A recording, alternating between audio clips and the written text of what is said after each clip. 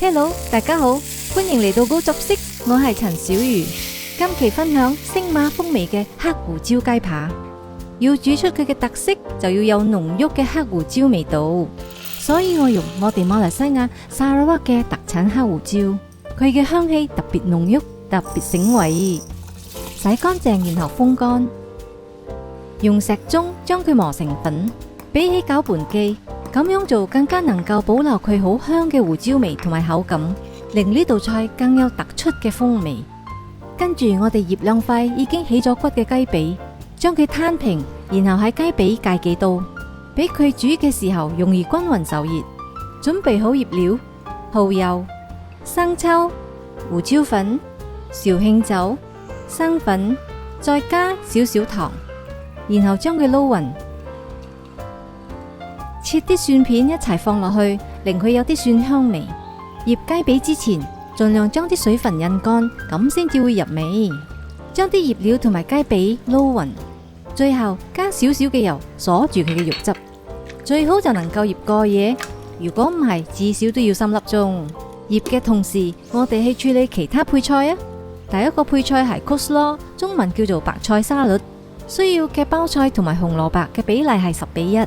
紅蘿蔔嘅份量淨係用到啲咁多，喺出邊食嘅話，包菜就直接切成絲。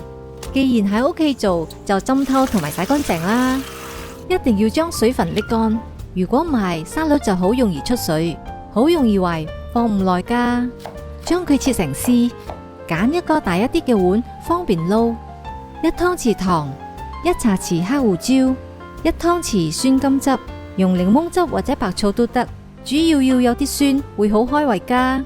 最後就係80 ml 嘅 mayonnaise， 用呢個牌子做 coleslaw， 特別濃郁，特別香。你都可以用其他牌子嘅。將佢撈勻，如果可以放入雪櫃，聽日先至食會更加惹味啊。第二個配菜就係炸薯條啦。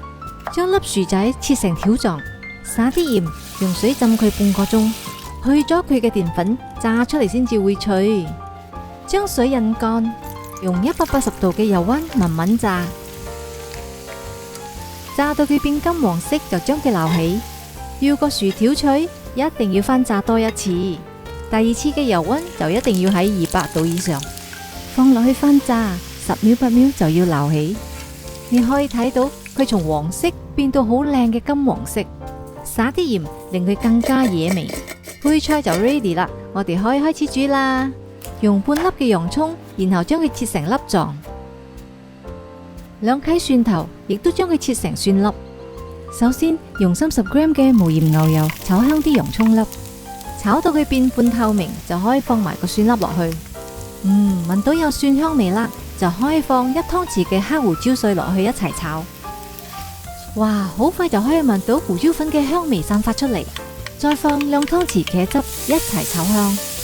將佢撥開一邊先，跟住轉用細火，放1湯匙麵粉落去，慢慢將佢炒熟。炒麵粉嘅火候一定要用細火，如果唔係會好容易燶噶。慢慢炒，炒到佢均勻，炒到咁樣就可以落200 ml 嘅高湯落去。呢個高湯係我做蟹肉米粉時熬嘅，跟住用嚟拍咗5條片，連海南雞飯都煮埋，真係好抵啊！而家就調翻中火煮。試下個味先，然後調味：1茶匙糖，適量嘅鹽，1湯匙醃汁，都可以加1茶匙老抽俾佢上下色。哇，呢個色澤睇落都好開胃啊！煮到呢個熱度就 OK 噶啦。最後嘅關鍵就係雞扒要煎得靚，呢道菜先至算係成功。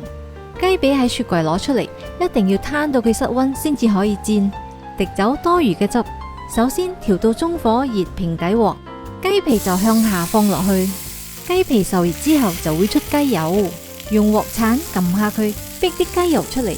我哋就用呢個雞油去煎雞髀，所以係完全唔使落油噶。用呢個方法煎嘅話，雞髀 juicy 又唔會油淋淋噶，亦都要撳住個雞扒令佢定型，咁就唔會縮。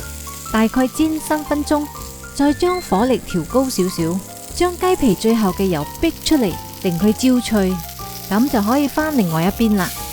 睇個雞皮煎到焦焦地，好香啊！